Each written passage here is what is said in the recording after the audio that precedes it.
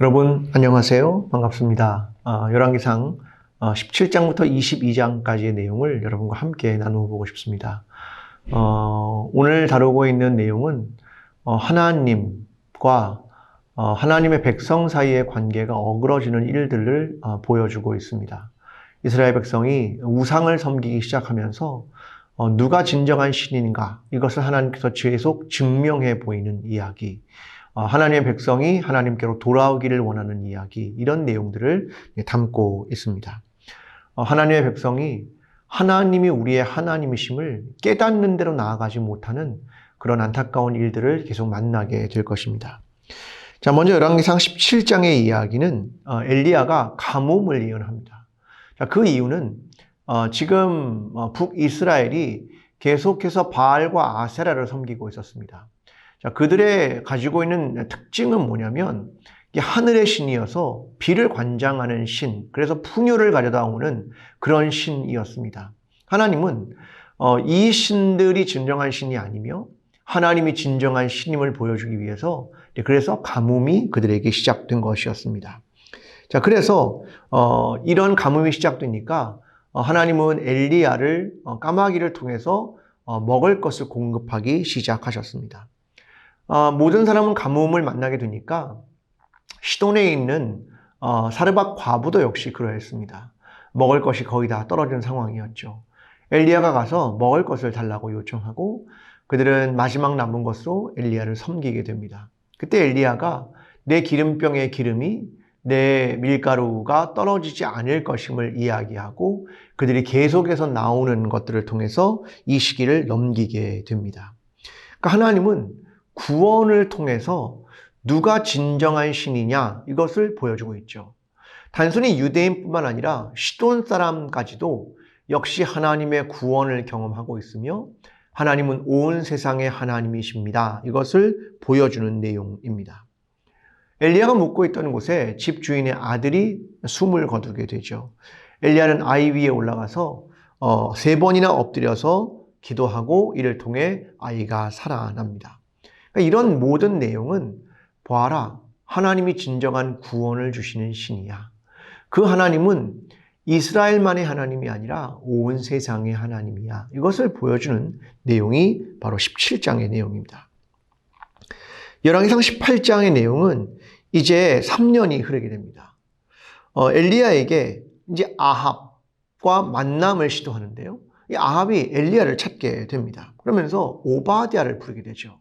이 오바댜는 선지자들을 100명이나 굴에 숨겨주는 그런 의인이었습니다. 이 오바댜가 엘리야를 찾아가게 되고 엘리야를 만나게 됩니다. 그래서 이제 엘리야와 아합이 만나게 됩니다. 아합은 엘리야를 이렇게 부르죠. 괴롭히는 자, 이스라엘을 괴롭히는 자이다, 이렇게 부릅니다.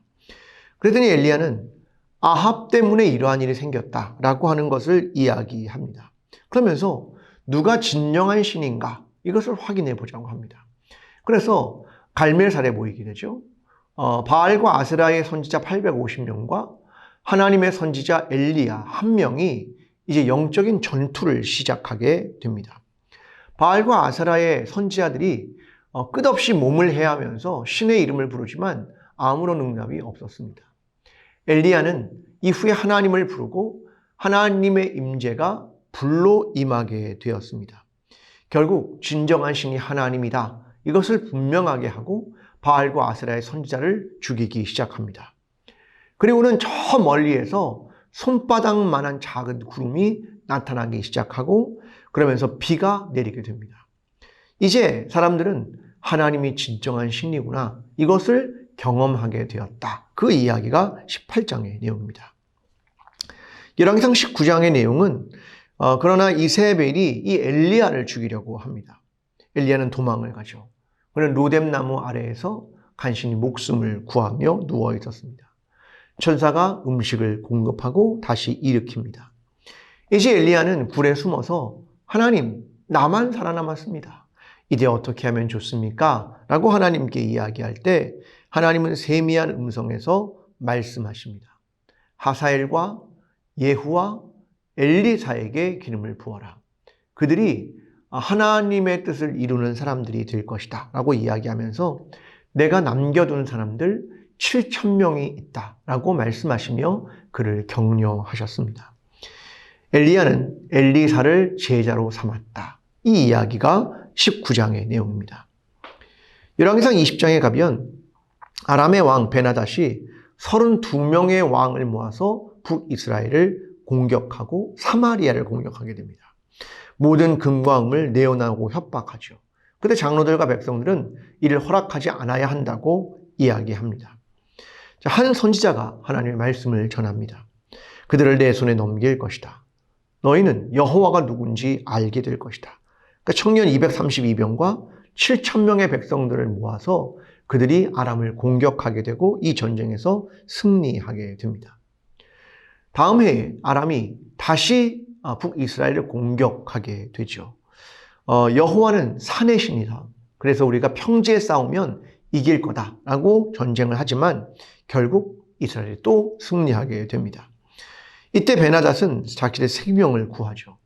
그런데 아합이 이 명령을 지키지 않고 베나닷을 살려두게 됩니다. 자, 선지자가 말합니다.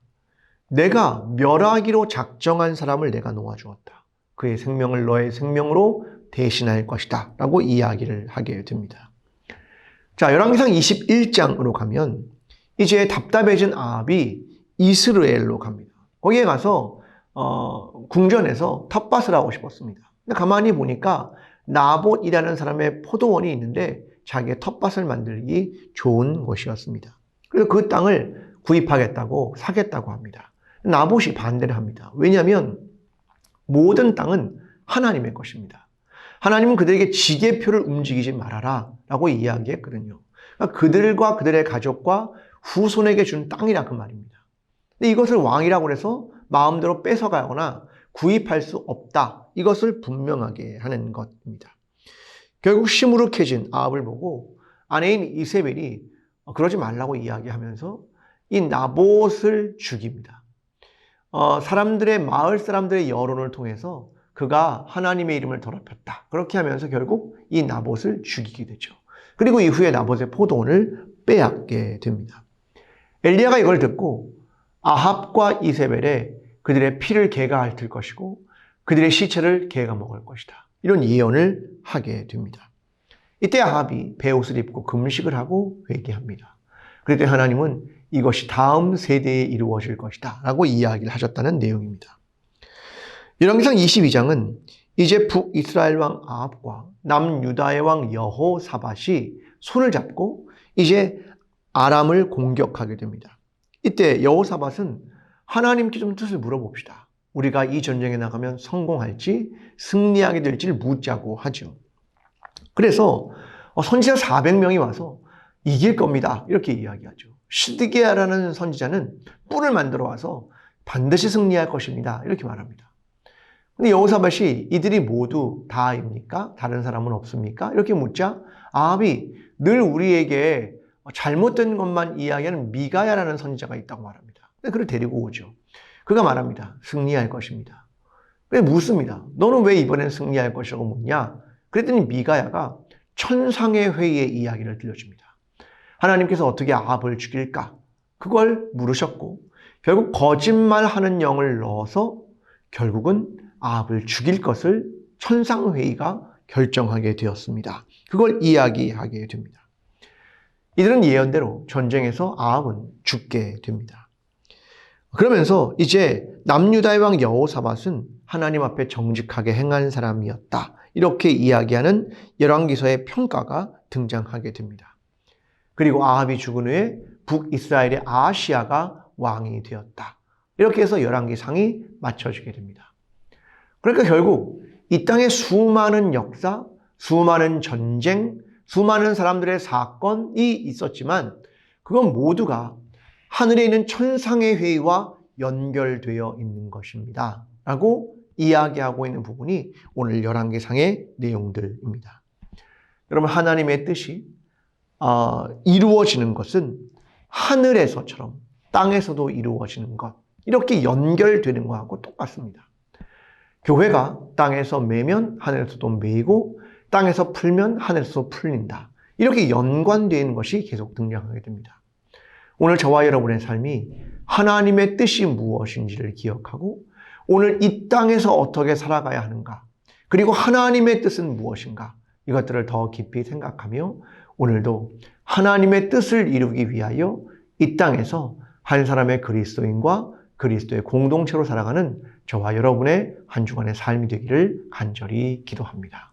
이번 한 주간도 성경 필사에 또 승리하시길 바랍니다. 감사합니다.